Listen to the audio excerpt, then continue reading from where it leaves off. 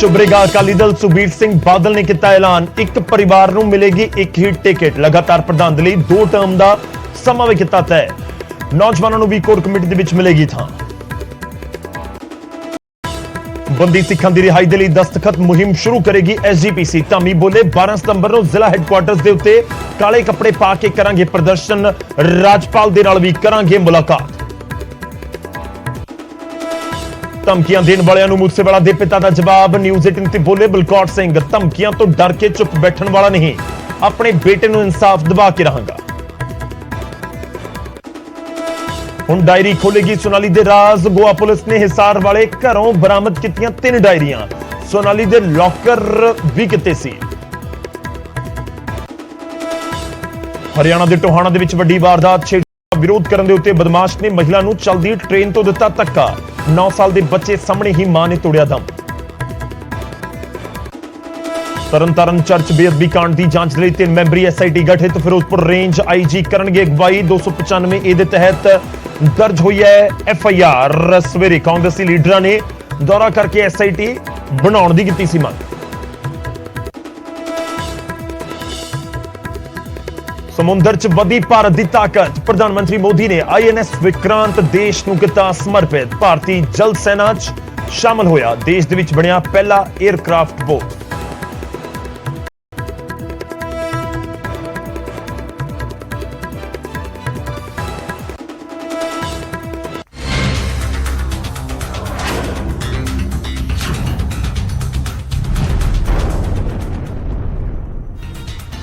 सत श्री अकाल, स्वागत है। गौरव शुक्ला मैं हां तुहाडे नाल हाज़र हां। फर्क तां पैंदा है लैके फर्क तां पैंदा दी शुरुआत अज लॉरेंस गैंग दी धमकी ते धमकी दा जवाब तो। जी हां, लॉरेंस गैंग ने सिद्धू मूसेवाला दे कतल तो बाद उन्हां दे पिता नूं हुण धमकी दित्ती।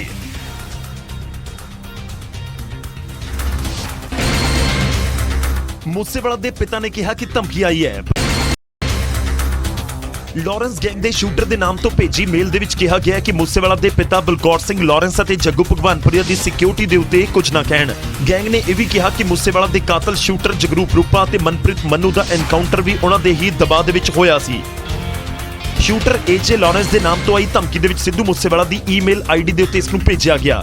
ਇਸ ਨੂੰ ਸੋਪੂ ਗਰੁੱਪ ਦੇ ਵੱਲੋਂ ਚੇਤਾਵਨੀ ਦੱਸਿਆ ਗਿਆ ਹੈ। ਧਮਕੀ ਦੇਣ ਵਾਲੇ ਨੇ ਲਿਖਿਆ, ਸੁਣੋ ਸਿੱਧੂ ਮੂਸੇਵਾਲਾ ਦੇ ਪਿਤਾ लॉरेंस जग्गू भगवानपुरिया साडे भरावां दी सुरक्षा नूं लैके जेकर कुछ बोलेगा तो पता भी नहीं लगेगा, तेनू मार के चले जावांगे। तू अते तेरा बेटा इस देश दे मालक नहीं ने, जिसनूं तुसीं चाहोगे उसनूं सुरक्षा मिलेगी। तेरे बेटे ने साडे भरावां नूं मरवाया सी, असीं तेरे बेटे नूं मार दिता, असीं भुल्ले नहीं हाँ। मनप्रीत मन्नू अते जगरूप रूपा दा फेक एनकाउंटर होया है, तेनू भी नहीं भुल्लना चाहिदा क्योंकि ये सब तेरे दबाव दे विच होया। 100 गल दी एक गल, जेकर तू ज्यादा बोलिया तो तेरा हाल मूसेवाला तो ज्यादा भयानक होगा। धमकी का पता लगते ही पंजाब पुलिस ने खुफिया तौर पर इसकी जांच भी शुरू कर दी है। उधर गैंगस्टर की धमकी पर ईमेल तो बाद मूसेवाला के पिता बलकौर सिंह का भी बयान सामने आया ते स्पष्ट कह दिता कि मैं धमकियां तो डरदा नहीं। मूसेवाला ने कहा कि धमकी आई है पर असीं अपनी लड़ाई जारी रखांगे। मेरे बेकसूर बेटे नूं मारिया गया, मैं चुप नहीं बैठ सकता, ना ही धमकी तो डरन वाला हाँ। मैनू अपने बेटे नूं इंसाफ दिवाउणा है अते वो मैं दिवा के ही रहांगा। मूसेवाला दे पिता कई बार गैंगस्टर लॉरेंस अते जग्गू भगवानपुरिया दी सिक्योरिटी दा मुद्दा चुक चुके ने। मूसेवाला दे पिता ने पहला कहा सी कि जो कानून आम आदमी दे लई बने ने उसका फायदा गैंगस्टर चुक रहे ने। लॉरेंस अते जग्गू दे उत्ते इन्ने पर्चे ने फिर भी उन्होंने सिक्योरिटी दी जा रही है, वो आम आदमी की तरह पेशी दे उत्ते क्यों नहीं जाते। पुत जिसका खोलिया होवे ते उसनूं हुण धमकियां दा की डर। खैर सिद्धू मूसेवाला दे कह रहे हैं कि अपने बेटे नूं इंसाफ दिवा के ही रहेंगे। कि जदों गैंगस्टर धमकाउण दी कोशिश करन पर उन्हां नूं उसे तरीके नाल मोड़वा करड़ा जवाब मिले, फिर फर्क तां पैंदा है। उधर सिद्धू मूसेवाला के कतल तो बाद सिद्धू मूसेवाला के पिता बलकौर सिंह नूं लॉरेंस गैंग दे वल्लों हुण धमकी मिली है, जिस तो बाद पुलिस प्रशासन की हरकत दे विच है। पहला सिद्धू मूसेवाला का कतल, फिर शूटर लुके ते 3 काबू। जी हां, 2 दा एनकाउंटर जिस तो बाद हुण लॉरेंस गैंग बौखलाहट दे विच नजर आ रही है। लॉरेंस गैंग ने मूसेवाला के पिता नूं हुण धमकी दित्ती, जिसने पुलिस की भी चिंता वधाई। एडीजीपी का कहना है कि पंजाब पुलिस मुद्दे के उत्ते गंभीर है, सारे बड़े गैंगस्टर्स काबू दे विच ने ते इन्हां गैंगां दे गुरगे भी जल्द सलाखां दे पिछे होणगे। अब देख रहे हैं कि पंजाब पुलिस पूरी तरह कॉम्पिटेंट है इस केस में। मेन अक्यूज सारे जिन्होंने कार्रवाई की थी उन सबको काबू किया गया। Law is taking its course और बहुत जल्दी ये जितने भी लोग इस तरह के हैं वो ਸਾਰੇ ਨਿਊਟਰਲਾਈਜ਼। ਸਿੱਧੂ ਮੂਸੇਵਾਲਾ ਦੇ ਪਿਤਾ ਨੂੰ ਪਹਿਲਾਂ ਵੀ ਧਮਕੀ ਮਿਲ ਚੁੱਕੀ ਹੈ। ਲਾਰੈਂਸ ਬਿਸ਼ਨੋਈ ਪੰਜਾਬ ਪੁਲਿਸ ਦੀ ਗਿਰਫਤ ਦੇ ਵਿੱਚ ਹੈ, ਪਰ ਲਾਰੈਂਸ ਗੈਂਗ ਦੇ ਵੱਲੋਂ ਮੂਸੇਵਾਲਾ ਦੇ ਪਿਤਾ ਨੂੰ ਧਮਕਾਇਆ ਜਾ ਰਿਹਾ ਹੈ। ਉਧਰ ਸਿੱਧੂ ਮੂਸੇਵਾਲਾ ਦੇ ਪਿਤਾ ਬਲਕੌਰ ਸਿੰਘ ਅਤੇ ਮਾਤਾ ਚਰਨ ਕੌਰ ਅਚਾਨਕ ਵਿਦੇਸ਼ ਦੌਰੇ ਦੇ ਉੱਤੇ ਚਲੇ ਗਏ ਨੇ। विदेश जाने की वजह की है, इस बारे में कुछ खास जानकारी तो नहीं मिल पाई, पर मूसेवाला के पिता बलकौर सिंह ने पिछले हफ्ते कहा सी कि उन्होंने बेटे का कई देशों के कारोबार फैलिया होया है, जिसनों वो 2 महीने के समेट लैणगे। मन्निया जा रहा है कि वो इसी वजह के नाल विदेश गए ने। सिद्धू मूसेवाला पढ़ाई के लिए कैनेडा गए सी, उत्थे उन्होंने प्रोफैशनल म्यूजिक करियर शुरू होया। कैनेडा दे विच उन्होंने अपना पहला गाना जी वैगन रिलीज किया सी, जिस तो बाद लाइव परफॉर्मेंस भी दी सी। अक्तूबर 2018 ਦੇ ਵਿੱਚ ਮੂਸੇਵਾਲਾ ਦਾ ਪਹਿਲਾ ਐਲਬਮ PBX1 ਆਇਆ ਸੀ। ਮੂਸੇਵਾਲਾ ਨੇ ਕਤਲ ਤੋਂ ਪਹਿਲਾਂ ਦੁਬਈ ਦੇ ਵਿੱਚ ਸ਼ੋਅ ਕੀਤਾ। ਇਹ ਸ਼ੋਅ ਮਾਨਸਾ 'ਚ ਚੋਣ ਹਾਰਨ ਤੋਂ ਬਾਅਦ ਹੋਇਆ ਸੀ, ਜਿਸ ਦੇ ਵਿੱਚ ਬੇਬਾਕੀ ਦੇ ਨਾਲ ਮੂਸੇਵਾਲਾ ਨੇ ਚੋਣ ਹਾਰ ਦਾ ਵੀ ਜ਼ਿਕਰ ਕੀਤਾ। ਮੂਸੇਵਾਲਾ ਨੇ ਮਾਨਸਾ ਦੇ ਲੋਕਾਂ ਨੂੰ ਭਰੋਸਾ ਦਿੱਤਾ ਸੀ ਕਿ ਬੇਸ਼ੱਕ ਉਹ ਚੋਣ ਹਾਰ ਗਏ ਹੋਣ, ਪਰ ਉਹਨਾਂ ਦੇ ਲਈ ਕੰਮ ਕਰਦੇ ਰਹਿਣਗੇ। ਤਾਂ ਮੂਸੇਵਾਲਾ ਨੇ ਕਿਹਾ ਸੀ ਕਿ ਉਹ ਸਾਥ ਦੇਣਗੇ ਲੋਕਾਂ ਦਾ ਜੋ ਮਾਨਸਾ ਦੇ ਲੋਕ ਨੇ, पर फिलहाल वो दुनिया तो जा चुके ने ते दूजे पासे परिवार फिलहाल विदेश गया है। उधर सिद्धू मूसेवाला कतलकांड दे विच रोजाना बड़े खुलासे हो रहे हैं ते मूसेवाला कतलकांड दी चार्जशीट दे विच सामने आया कि मूसेवाला नूं मारन दे लई 3 सूबियां दीयां जेलां दे विच साजिश रची गई। 3 सूबे 6 जेलां जिथों प्लान बनाया गया। टिब्बियां दे पुੱਤ सिद्धू मूसेवाला नूं मारन दा राजधानी दिल्ली, पंजाब ते गुआंढी सूबे हरियाणा दीयां जेलां दे विच जिथे बैठे गैंगस्टरां ने कैनेडा ਦੇ ਵਿੱਚ ਬੈਠੇ ਗੋਲਡੀ ਬਰਾੜ ਦੇ ਨਾਲ ਸੰਪਰਕ ਕੀਤਾ ਤੇ 6 ਜੇਲ੍ਹਾਂ ਦੇ ਵਿੱਚ ਬੈਠੇ 7 ਗੈਂਗਸਟਰਾਂ ਨੂੰ, ਸ਼ੂਟਰਾਂ ਨੂੰ, ਰੇਕੀ ਕਰਨ ਵਾਲਿਆਂ ਨੂੰ ਮੁਹੱਈਆ ਸਭ ਕੁਝ ਕਰਵਾਇਆ ਗਿਆ। ਜੱਗੂ ਤੇ ਲਾਰੈਂਸ ਦਿੱਲੀ ਦੀ ਤਿਹਾੜ ਜੇਲ੍ਹ 'ਚ ਬੈਠੇ ਸੀ ਤੇ ਮਨਪ੍ਰੀਤ ਮੰਨਾ ਫਿਰੋਜ਼ਪੁਰ, ਸਾਰਜ ਮਿੰਟੂ ਬਠਿੰਡਾ ਦੀ ਸਪੈਸ਼ਲ ਸੈੱਲ ਤੇ ਮੋਨੂ ਡਾਗਰ ਹਰਿਆਣਾ ਦੇ ਵਿੱਚ ਸੀ। ਮਨਮੋਹਨ ਸਿੰਘ ਮੋਣਾ ਮਾਨਸਾ ਦੀ ਜੇਲ੍ਹ ਦੇ ਵਿੱਚ ਬੰਦ ਸੀ, ਜਿੱਥੇ ਬੈਠ ਕੇ ਨਾ ਸਾਜ਼ਿਸ਼ ਘਾੜਿਆਂ ਨੇ ਸਾਜ਼ਿਸ਼ ਰਚੀ। ਤਾਂ ਵੱਖ-ਵੱਖ ਥਾਵਾਂ ਦੇ ਉੱਤੇ ਜੇਲ੍ਹ ਦੇ ਅੰਦਰ ਬੈਠੇ ਹੀ ਇਹ ਗੈਂਗਸਟਰ ਸਾਜ਼ਿਸ਼ ਘੜ ਰਹੇ ਸਨ ਤੇ ਉਸ ਤੋਂ ਬਾਅਦ ਮੂਸੇਵਾਲਾ ਦਾ ਕਤਲ ਕਰ ਦਿੱਤਾ ਗਿਆ। ਖੈਰ ਜਦੋਂ ਜੇਲ੍ਹਾਂ ਦੇ ਅੰਦਰ ਹੀ ਬੈਠ ਕੇ ਫੋਨ ਕਾਲਸ ਹੋਣ, ਬਾਹਰ ਕਿਸੇ ਕਤਲ ਦੀ ਪਲੈਨਿੰਗ ਕੀਤੀ ਜਾਵੇ ਔਰ ਇਹ ਪੂਰਾ ਨੈਟਵਰਕ 5 ਤੋਂ 6 ਜੇਲ੍ਹਾਂ ਤੱਕ ਫੈਲਿਆ ਹੋਵੇ ਇੱਕ ਕਤਲ ਦੇ ਲਈ, ਫਿਰ ਫਰਕ ਤਾਂ ਪੈਂਦਾ ਹੈ। ਕਾਰਗੁਜ਼ਾਰੀ ਦੇ ਉੱਤੇ ਪੁਲਿਸ ਪ੍ਰਸ਼ਾਸਨ, ਜੇਲ੍ਹ ਪ੍ਰਸ਼ਾਸਨ ਦੀ ਕਾਰਗੁਜ਼ਾਰੀ ਤੇ ਸਵਾਲ ਤਾਂ ਉੱਠਦੇ ਨੇ। उधर तरनतारन चर्च हमले मामले के उत्ते सियासत भी सूबे दे विच भखदी हुई नजर आ रही है ते इस विचाले 3 मैंबरी SIT का गठन भी कर दिता गया। ਤੇ ਘਟਨਾ ਦੇ 3 ਦਿਨ ਬੀਤਣ ਤੋਂ ਬਾਅਦ ਹੁਣ ਇਸ ਮਾਮਲੇ 'ਚ 3 ਮੈਂਬਰੀ SIT ਦਾ ਗਠਨ ਕਰ ਦਿੱਤਾ ਗਿਆ ਹੈ, ਜਿਸ ਦੀ ਅਗਵਾਈ IG ਫਿਰੋਜ਼ਪੁਰ ਰੇਂਜ ਕਰਨਗੇ। SSP ਤਰਨਤਾਰਨ ਅਤੇ SP ਤਰਨਤਾਰਨ SIT ਦੇ ਮੈਂਬਰ ਬਣਾਏ ਗਏ ਨੇ। ਘਟਨਾ ਨੂੰ ਹੋਇਆ 3 ਦਿਨ ਬੀਤ ਚੁੱਕੇ ਨੇ, ਪਰ ਪੁਲਿਸ ਦੀ ਨਾਕਾਮੀ ਦਿਖ ਰਹੀ ਹੈ ਕਿਉਂਕਿ ਅਜੇ ਤੱਕ ਇਸ ਮਾਮਲੇ 'ਚ ਕੋਈ ਵੀ ਗ੍ਰਿਫਤਾਰੀ ਨਹੀਂ ਹੋਈ। थाना सदर पट्टी च परचा तां दर्ज किया गया, पर मुलजम फरार ने। मुलजम CCTV तस्वीरां दे विच तां नजर आ रहे सन, पर सवाल यह भी बरकरार है कि सलाखां दे पिछे कदों पहुंचणगे जिन्हां दे वल्लों इस तरीके की घटना नूं अंजाम दिता गया, क्योंकि एक घटना पंजाब दी अमन शांति के खिलाफ रची गई एक साजिश तौर पर नजर आउंदी है। उधर तरनतारन दे पट्टी दे विच गिरजाघर दे विच होई भंनतोड़ तो बाद तनाव दा माहौल भी है, सियासी आगू पहुंच रहे हैं।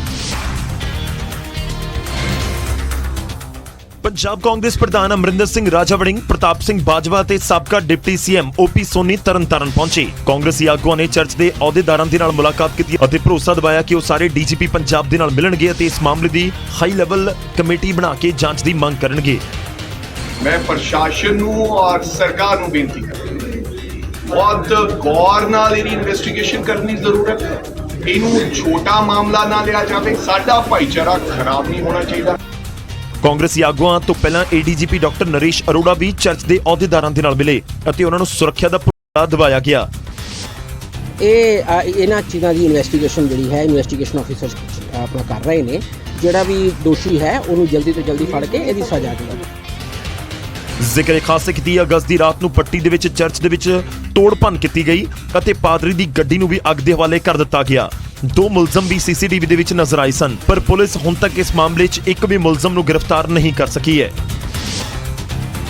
ਜੀ ਹਾਂ, ਹੁਣ ਤੱਕ ਮੁਲਜ਼ਮ ਤਾਂ ਕੋਈ ਗ੍ਰਿਫਤਾਰ ਨਹੀਂ ਕੀਤਾ ਗਿਆ। ਸਿਆਸੀ ਆਗੂ ਪਹੁੰਚ ਰਹੇ ਨੇ ਤੇ ਇਸ ਸਭ ਦੇ ਵਿਚਾਲੇ ਤੁਹਾਨੂੰ ਦੱਸ ਦਈਏ ਕਿ 3 ਮੈਂਬਰੀ SIT ਬਣਾ ਦਿੱਤੀ ਗਈ ਹੈ ਫਿਰੋਜ਼ਪੁਰ ਰੇਂਜ ਤੇ IG ਦੀ ਅਗਵਾਈ ਦੇ ਵਿੱਚ।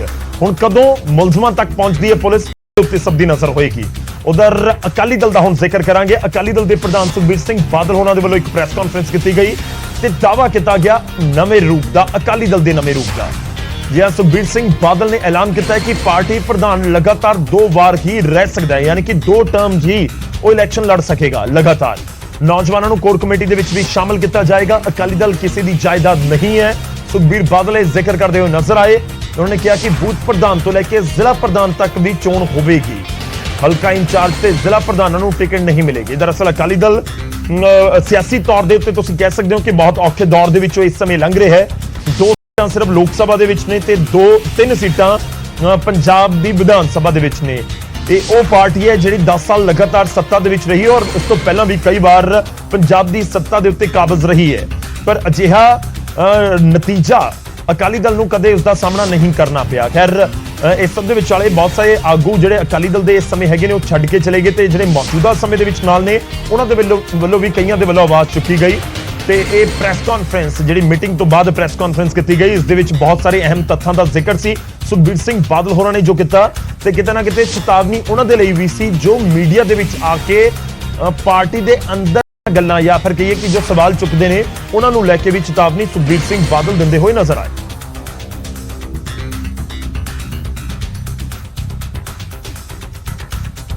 से बगैर कोई घर नहीं चल सकता, कोई पार्टी नहीं चल सकती। हर अकाली वर्कर नूं हक अपनी गल रखना, पर हर हक वास्ते एक फोरम है। सो जिन्हें भी कोई अपने विचार रखने हैं पार्टी दी ऑर्गेनाइजेशन विच रख लैन, पर जेड़े लोग मीडिया च आके गल्लां करन वो पार्टी दा इंटरफेयर। किसी भी पार्टी की गल होए, हर पार्टी का अपना अपना फोरम है। सो अब असीं भी फोरम बनाया। सो पार्टी का डिसिपलिन कायम करने वास्ते असीं मलूका साहब की अगवाई विच एक असीं डिसिपलिन बोर्ड बनाया। सो मैं सारे वर्करां नूं बेनती करना चाहना पार्टी नूं तकड़ा रखिए ते सारे नूं बेनती करना जे कोई भी समस्या कोई है, थोड़े मन च कोई शिकायत है किसी खिलाफ या किसी ने गल करनी है, मीडिया च नहीं जाना। जे गल करनी है सीधे पार्टी की लीडरशिप ना कर लो या मेरे को आ जाओ ते असीं थोड़ी हर गल सुनांगे।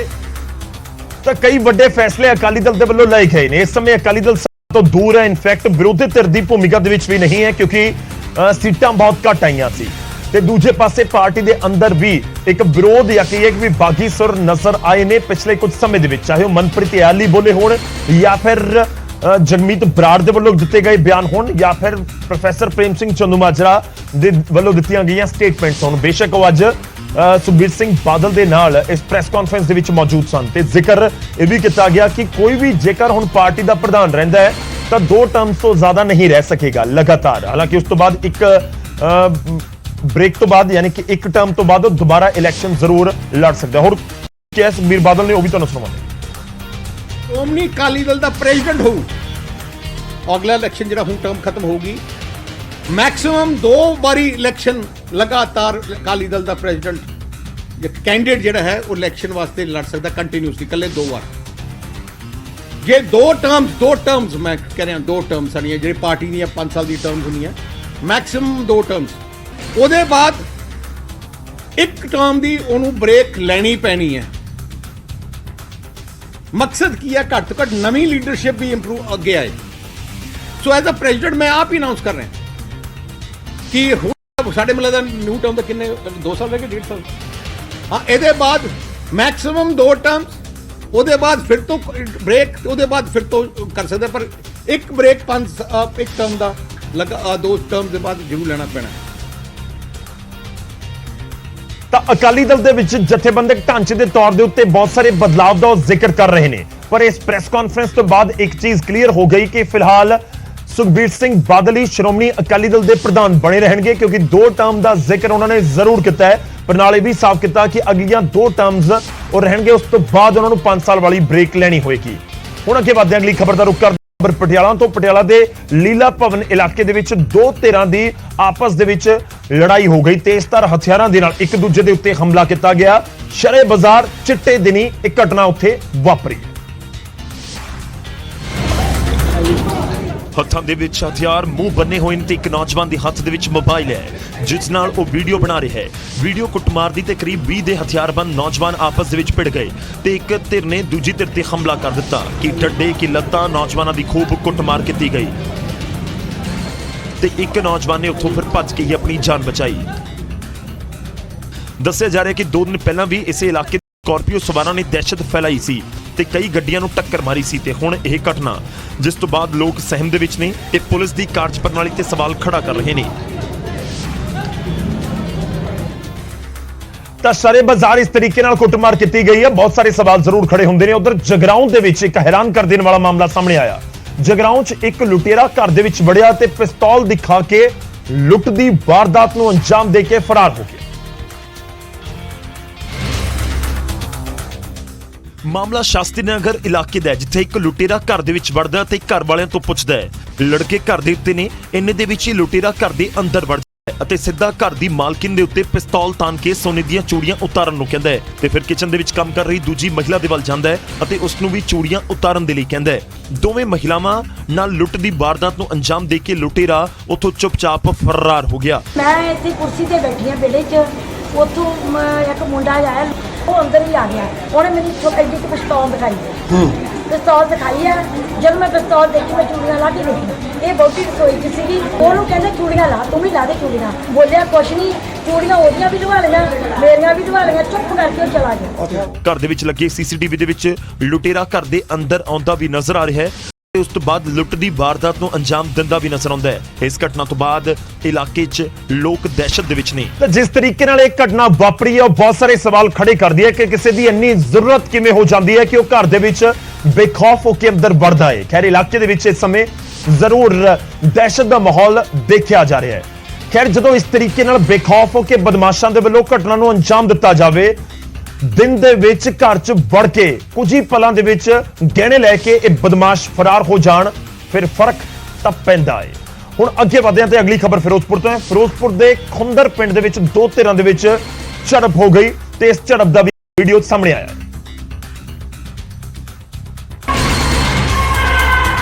ਇਸ ਵੀਡੀਓ ਦੇ ਵਿੱਚ ਕੁਝ ਲੋਕ ਖੁੰਦਰ ਪਿੰਡ ਦੇ ਸਰਪੰਚ ਦੇ ਘਰ ਦੇ ਉੱਤੇ ਪੱਥਰਬਾਜ਼ੀ ਕਰਦੇ ਨਜ਼ਰ ਆ ਰਹੇ ਨੇ। ਸਾਹਮਣੇ ਵਾਲੀ ਛੱਤ ਤੋਂ ਪੱਥਰਾਂ ਦਾ ਮੀਂਹ ਵਰਾਇਆ ਜਾ ਰਿਹਾ ਹੈ।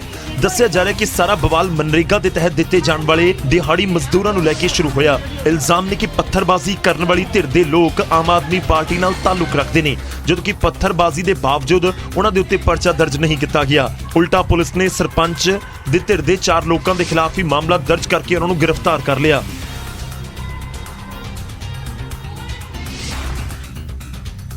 ਤਾਂ ਜਿਸ ਤਰੀਕੇ ਨਾਲ ਝੜਪ ਹੋਈ ਤੋਂ ਬਾਅਦ ਇਹ ਸਵਾਲ ਉੱਠ ਰਹੇ ਨੇ ਕਿ ਆਖਿਰ ਪ੍ਰਸ਼ਾਸਨ ਕੀ ਕਰ ਰਿਹਾ ਹੈ। ਹੁਣ ਖਬਰ ਫਰੀਦਾਬਾਦ ਤੋਂ ਵੀ ਤੁਹਾਨੂੰ ਦਿਖਾਣੇ ਆ। ਟਾਵਰ ਲਾਉਣ ਨੂੰ ਲੈ ਕੇ ਵਿਵਾਦ ਹੋ ਗਿਆ। ਫਤਿਹਪੁਰ ਬਲਾਚ ਦੇ ਵਿੱਚ ਟਾਵਰ ਲਗਾਉਣ ਦੇ ਉੱਤੇ ਜਦੋਂ ਗੁਆਂਢੀਆਂ ਨੇ ਵਿਰੋਧ ਕੀਤਾ ਤਾਂ ਉਸ ਤੋਂ ਬਾਅਦ ਦੋਵੇਂ ਧਿਰਾਂ ਆਪਸ ਦੇ ਵਿੱਚ ਭਿੜ ਗਈਆਂ। ਫਿਰ ਚਾਹੇ ਮਹਿਲਾ ਚਾਹੇ ਬਜ਼ੁਰਗ ਕਿਸੇ ਨੇ ਕੁਝ ਨਹੀਂ ਦੇਖਿਆ। ਜੋ ਵੀ ਹੱਥ ਦੇ ਵਿੱਚ ਆਇਆ ਇੱਕ ਦੂਜੇ ਦੇ ਉੱਤੇ ਮਾਰਨਾ ਸ਼ੁਰੂ ਕਰ ਦਿੱਤਾ ਗਿਆ। ਮਾਮਲਾ ਟਾਵਰ ਨੂੰ ਲਗਾਉਣ ਦਾ ਸੀ। ਗੁਆਂਢੀਆਂ ਨੇ ਵਿਰੋਧ ਕੀਤਾ ਤਾਂ ਗੁਆਂਢੀਆਂ ਦਾ ਕਹਿਣਾ ਹੈ ਕਿ ਜਿਸ ਘਰ ਦੇ ਵਿੱਚ ਟਾਵਰ ਲੱਗ ਰਿਹਾ ਹੈ ਉਹਨਾਂ ਨੇ ਬਦਮਾਸ਼ ਬੁਲਾਏ ਹੋਏ ਸੀ ਜਿਨ੍ਹਾਂ ਨੇ ਲਾਠੀਆਂ ਦੇ ਨਾਲ ਕੁੱਟਿਆ ਤੇ ਫਿਰ ਫਾਇਰ ਵੀ ਕੱਢੇ।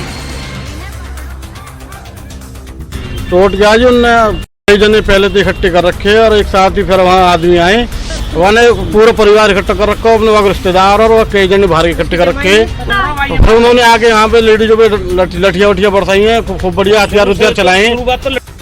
उधर पुलिस का कहना है कि दोवें तरह के बयान दर्ज कर ले गए ने अते अगे दी कार्रवाई शुरू कर दी गई है। तो टावर कंपनी के जो कर्मचारी आए तो जो दूसरा पक्ष है उन्होंने इसका विरोध किया कि टावर नहीं लगाया जाएगा यहाँ पे, और इसी बहसबाजी के बीच दोनों पक्षों में आपस में झगड़ा हुआ और इसमें कानूनी कार्रवाई की जाए। पीड़िता मुताबिक ये मामला कोर्ट दे विच भी है, पर जिस घर दे विच टावर लगना है उन्हां दे वल्लों सरकारी हुक्मां दी उलंघना करके हुण बदमाशी ਅੱਗੇ ਵਧਦੇ ਤੇ ਹੁਣ ਗੱਲ ਹੋਵੇਗੀ ਦੇਸ਼ ਦੀ ਤਾਕਤ ਦੀ, ਜਿਸ ਦੇ ਵਿੱਚ ਇਜ਼ਾਫਾ ਹੋਇਆ ਹੈ। ਜੀ ਹਾਂ, ਜਲ ਸੈਨਾ ਨੂੰ ਆਪਣਾ ਪਹਿਲਾ ਸਵਦੇਸ਼ੀ 에ਅਰਕ੍ਰਾਫਟ ਕੈਰੀਅਰ INS ਵਿਕਰਾਂਤ ਮਿਲ ਚੁੱਕਾ ਹੈ। ਪ੍ਰਧਾਨ ਮੰਤਰੀ ਨਰਿੰਦਰ ਮੋਦੀ ਨੇ ਕੋਚੀ ਸ਼ਿਪਯਾਰਡ ਦੇ ਵਿੱਚ ਤਕਰੀਬਨ 1.5 ਘੰਟੇ ਚੱਲੀ ਕਮਿਸ਼ਨਿੰਗ ਸੈਰੇਮਨੀ ਦੇ ਵਿੱਚ ਇਹ 에ਅਰਕ੍ਰਾਫਟ ਕੈਰੀਅਰ ਨੇਵੀ ਨੂੰ ਸੌਂਪਿਆ। ਨਾਲ ਹੀ ਇੱਕ ਹੋਰ ਵੱਡਾ ਬਦਲਾਅ ਹੋਇਆ, ਨੇਵੀ ਨੂੰ ਨਵਾਂ ਨੌਸੈਨਾ ਝੰਡਾ ਵੀ ਸੌਂਪਿਆ ਗਿਆ। ਇਸ ਦੇ ਵਿੱਚੋਂ ਅੰਗਰੇਜ਼ਾਂ ਦੀ ਨਿਸ਼ਾਨੀ ਕ੍ਰਾਸ ਦਾ ਲਾਲ ਨਿਸ਼ਾਨ ਹਟਾ ਦਿੱਤਾ ਗਿਆ ਹੈ। ਹੁਣ ਇਸ ਦੇ ਵਿੱਚ ਤਿਰੰਗਾ ਤੇ ਅਸ਼ੋਕ ਚਿੰਨ੍ਹ ਹੋਵੇਗਾ, ਜਿਸ ਨੂੰ ਪ੍ਰਧਾਨ ਮੰਤਰੀ ਮੋਦੀ ਨੇ शिवाजी महाराज ਨੂੰ ਸਮਰਪਿਤ ਕੀਤਾ। आईएनएस विक्रांत के हर भाग की अपनी एक खूबी है, एक ताकत है। भारतीय नौसेना को एक नया ध्वज मिला है। छत्रपति शिवाजी महाराज से प्रेरित नौसेना का नया ध्वज समंदर और आसमान में लहराए। 31 जनवरी 1997 ਨੂੰ ਨੇਵੀ ਤੋਂ ਆਈਐਨਐਸ ਵਿਕਰਾਂਤ ਨੂੰ ਰਿਟਾਇਰ ਕਰ ਦਿੱਤਾ ਗਿਆ ਸੀ। ਹੁਣ ਤਕਰੀਬਨ 25 ਸਾਲ ਬਾਅਦ ਇੱਕ ਵਾਰ ਮੁੜ ਤੋਂ ਆਈਐਨਐਸ ਵਿਕਰਾਂਤ ਦਾ ਪੁਨਰ ਜਨਮ ਹੋਇਆ ਹੈ। 1971 ਦੀ ਜੰਗ ਦੇ ਵਿੱਚ ਆਈਐਨਐਸ ਵਿਕਰਾਂਤ ਨੇ ਆਪਣੇ ਸੀ ਹੌਕ ਲੜਾਕੂ ਜਹਾਜ਼ਾਂ ਨਾਲ ਬੰਗਲਾਦੇਸ਼ ਦੇ ਚਿਟਗਾਂਵ, ਕਾਕਸ ਬਜ਼ਾਰ ਅਤੇ ਖੁਲਨਾ ਦੇ ਵਿੱਚ ਦੁਸ਼ਮਣਾਂ ਦੇ ਟਿਕਾਣਿਆਂ ਨੂੰ ਤਬਾਹ ਕਰ ਦਿੱਤਾ ਸੀ।